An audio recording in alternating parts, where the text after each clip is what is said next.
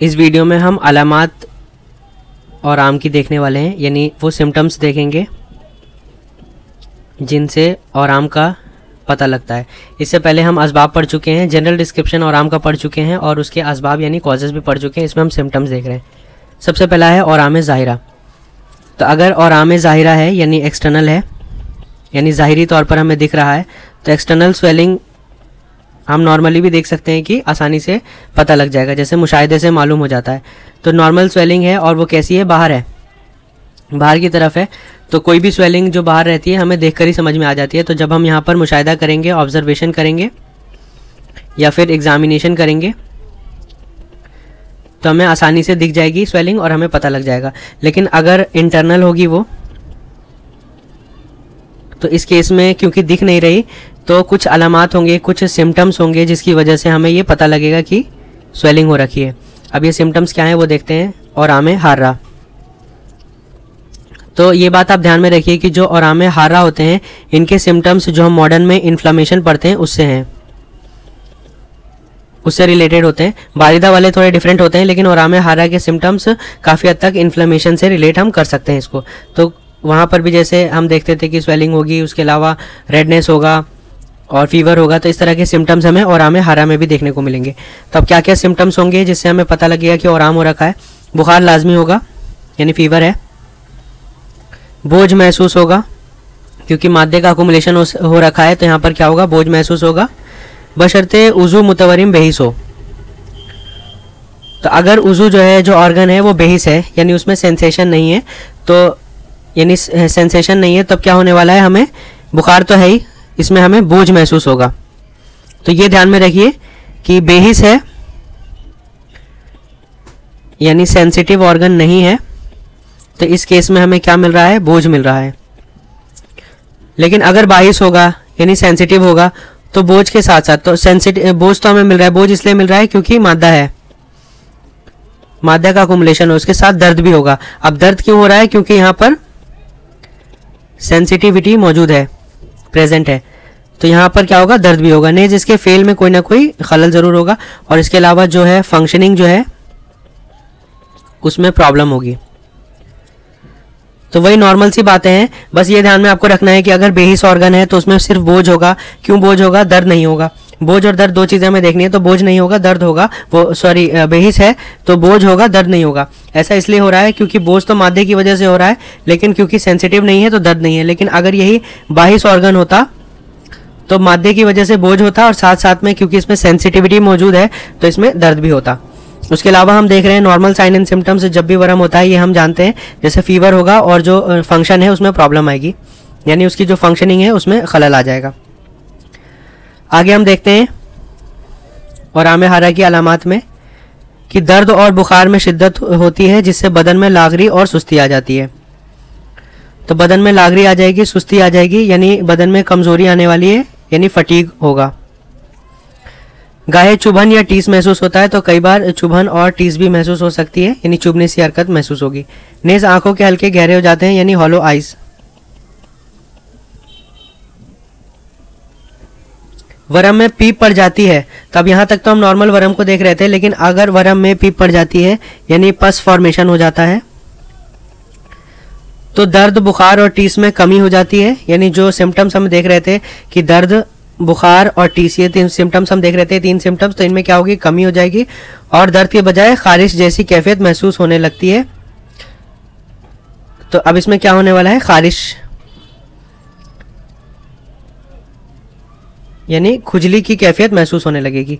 तो नॉर्मल से सिम्टम्स हमने देख लिया कि दर्द होगा, बुखार होगा, टीस होगा नॉर्मली, और जो अगर जब पस फॉर्मेशन होगा तो हमें खारिश की कैफियत भी होने वाली है। अब ये देखते हैं कि जब वरम फूट जाता है तब क्या होगा। जब वरम फूट जाता है तो लज़ाए मादा सदीद यानी जो हमारे पास में पस है उसके सबब यानी उसके कॉज की वजह से लर्जा पैदा हो जाता है, यानी हमें कपकपी महसूस होगी।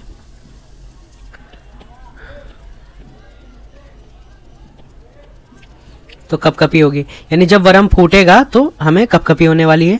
बुखार भी बढ़ जाता है मादे के इस्तफराग की वजह से, क्योंकि मादे का इस्तफराग हो रहा है तो ज़ोफ़ लाहक हो जाएगा यानी कमज़ोरी होगी। नब्ज़ की अगर बात करें तो सगीर, बती और मुतफावित हो जाएगी। नॉर्मली ऐसा याद कर लीजिए कि नब्ज़ में सुस्ती आ जाएगी और भूख जो है वो ख़त्म हो जाएगी, एनोरेक्सिया। तो ये कुछ ऐसे साइंस हैं जिनसे हमें पता लग गया कि वर्म फूट चुका है। तो क्या क्या साइन है? हमने देखा कि अगर वर्म फूट जाता है तो पस की वजह से पहला कपकपी हमें देखने को मिलेगी। सेकंड, हम देख रहे हैं कि बुखार जो है वो बढ़ जाएगा। उसके अलावा हम देख रहे हैं कि इस्तफराग की वजह से बॉडी में कमज़ोरी आ जाएगी, नब्ज़ जो है वो सुस्ती पर आ जाएगी, सगीर बती वो मुतफावित हो जाएगी और भूख ख़त्म हो जाएगी, यानी एनोरेक्सिया होगा। तो ये कुछ सिम्टम्स ऐसे हैं जब वर्म फूट जाता है। तो आराम का फूटना कभी अच्छा होता है और कभी ख़राब। तो जब आराम फूट रहा है तो कभी कभी हमारे लिए गुड भी हो सकता है और बैड भी हो सकता है। कैसे पता लगेगा कि बॉडी के लिए अच्छा है? तो अगर चुनांचा इंफिजारे महमूद के अलामात ये हैं कि अगर गुड प्रोग्नोसिस की तरफ जा रहा है, यानी वर्म के फूटने से हमें फ़ायदा हुआ है, ये गुड प्रोग्नोसिस की तरफ जा रहा है, तो हमें ऐसे पता लग गया कि बुखार पूरे तौर पर ख़त्म हो जाएगा, यानी फीवर जो हुआ था वो ख़त्म हो जाएगा। सांस की तंगी ख़त्म हो जाएगी, यानी रेस्पिरेटरी प्रॉब्लम्स जो थी हमें, रेस्पिरेटरी प्रॉब्लम्स जो हमें हो रखी थी सांस लेने में, वो ख़त्म हो जाएगी। और बदनी क़ुव्वतें बहाल हो जाएंगी, यानी वीकनेस से हम स्ट्रेंथ की तरफ चले जाएंगे, यानी हमारी बॉडी की स्ट्रेंथ वापसी आ जाएगी। तो ये वो सिम्टम्स होंगे जिससे हमें पता लग गया कि इंफिजारे महमूद हुआ है, यानी वर्म का फूटना गुड प्रोग्नोसिस की तरफ गया है। अब हम देख रहे हैं इंतकाले वर्म। तो इंतकाल का मतलब क्या होता है? ट्रांसफ़र। तो हम जान रहे हैं कि जो वर्म है उसमें क्या होगा, कोई ना कोई मादा होगा। तो अगर मादे का ट्रांसफ़र, इंतकाले वर्म का क्या मतलब होगा? जो वर्म का जो मादा है वो ट्रांसफ़र हो जाता है, यानी एक जगह से दूसरी जगह ट्रांसफ़र होता है। तो हम इसको क्या बोलेंगे? इंतकाले वर्म कहेंगे। तो गाय वर्म में ऐशा का मादा दूसरे उज़ू की तरफ मुंतकिल हो जाता है। तो कई बार ऐसा होता है कि वो वर्म जो विसरल ऑर्गन्स में हो रखा है वो मादा दूसरे उज़ू की तरफ मुंतकिल यानी ट्रांसफ़र हो जाता है, यानी जो मादा है वो एक जगह से दूसरी जगह चला गया। ये कभी बेहतर होता है और कभी बदतर होता है। तो कभी हमारे लिए गुड होगा और कभी हमारे लिए बैड होगा। तो मेनली हम ये देख रहे हैं कि मादा तो ट्रांसफ़र हो रहा है, लेकिन ये मादा ट्रांसफ़र अच्छा भी हो सकता है, बुरा भी हो सकता है। अब अच्छा कब होगा और बुरा कब होगा ये देखते हैं। बेहतर उस वक्त होता है जब मादा उज़्वे शरीफ से उज़्वे खसीस की तरफ मुंतकिल हो जाता है। तो हमारी बॉडी में क्या होंगे? कुछ वाइटल ऑर्गन्स होंगे, जैसे ब्रेन हो गया, हार्ट हो गया, लीवर हो गया, और कुछ नॉन वाइटल होंगे। तो वाइटल ऑर्गन्स हमारे लिए बहुत ज़्यादा ज़रूरी हैं और नॉन वाइटल ऑर्गन्स भी ज़रूरी होते हैं, लेकिन उतने ज़रूरी नहीं जितने वाइटल हैं, क्योंकि वाइटल ऑर्गन्स के ही वजह से हमारी पूरी बॉडी की फंक्शनिंग चल रही है। तो वाइटल ऑर्गन्स क्या हैं? बहुत ज़्यादा ज़रूरी हैं। तो हम यहाँ पर कह रहे हैं बेहतर उस वक्त होगा जब उज़्वे शरीफ यानी वाइटल से उज़्वे खसीस यानी नॉन वाइटल ऑर्गन तक ट्रांसफ़र होता है। तो यानी ज़रूरी ऑर्गन से गैर ज़रूरी ऑर्गन की तरफ जब ट्रांसफ़र होगा तो ये हमारे लिए क्या होगा? फ़ायदेमंद होगा। जैसे दिमागी वर्म का मादा है गुदूद खल्फुल उज़्न की तरफ मुंतकिल हो जाना। तो हमारे लिए दिमाग क्या था? वाइटल था। अब इसका जो वर्म था उसका जो मादा जो है वो दूसरे गुदूद की तरफ चला गया, तो ये क्या होगा? हमारे लिए फ़ायदेमंद होगा। ये क्या होगा? हमारे लिए बेहतर होगा। तो मेनली हम कह रहे हैं कि जब movement vital to non vital होगा तो इसका मतलब गुड, लेकिन अगर ये मूवमेंट अपोजिट हो जाता है यानी नॉन वाइटल टू वाइटल तो इसका मतलब बैड, क्योंकि वाइटल ऑर्गन से अगर नॉन वाइटल ऑर्गन की तरफ मादा जाता है तो ये इसलिए अच्छा है क्योंकि मादा जो है हमारे शरीफ उज़ू जो था, जो वाइटल था, उससे जाके नॉन वाइटल पे चला गया तो हमारा वाइटल ऑर्गन सही हो जाएगा। लेकिन अगर अपोजिट हो जाता है तो वाइटल ऑर्गन को प्रॉब्लम होने वाली है, जिससे पूरी बॉडी की फंक्शनिंग में प्रॉब्लम आएगी। तो यहाँ पर यही कह रहे हैं कि उज़्वे शरीफ से अगर उज़्वे खसीस की तरफ जाता है तो ये हमारे लिए अच्छा होगा, बेहतर होगा। जैसे दिमाग का जो दिमागी वर्म का जो मादा है वो गुदूद की तरफ, दूसरे गुदूद की तरफ चला जाए। अब देखते हैं कि ये हमारे लिए बैड भी हो सकता है। एग्जाम्पल, ज़ातुल जन्म का मादा रियतैन की तरफ या फिर कल्ब की तरफ। तो ज़ातुल जन्म का जो मादा है वो कहाँ ट्रांसफ़र हो गया? हमारे लंग्स की तरफ और हमारे हार्ट की तरफ। अब ये दोनों ही, जो हमारे लंग्स थे और जो हमारा हार्ट था, ये दोनों के दोनों बहुत ही इंपॉर्टेंट और वाइटल में आते हैं। तो वैसे हार्ट जो है वाइटल में आता है, लेकिन लंग्स भी हमारे लिए ज़रूरी है, बहुत ज़्यादा ज़रूरी है। अगर दूसरे ऑर्गन्स के हिसाब से अगर देखें तो लंग्स भी हमारे लिए बहुत ज़्यादा ज़रूरी है। तो ये दोनों ज़रूरी ऑर्गन्स हैं और दूसरे जो हैं गैर ज़रूरी हैं। तो अगर ज़ातुल जन्म का मादा रियतैन यानी लंग्स में चला जाता है, लंग्स भी हमारे लिए ज़रूरी है और कल्ब भी, तो इस केस में ये बैड होने वाला है। तो यहाँ पर ये कह रहे हैं कि ज़ातुल जन्म यानी प्लूरिजी जो है अगर ये चेंज हो जाती है ज़ातुल रिया में यानी निमोनिया में, तो इसका मतलब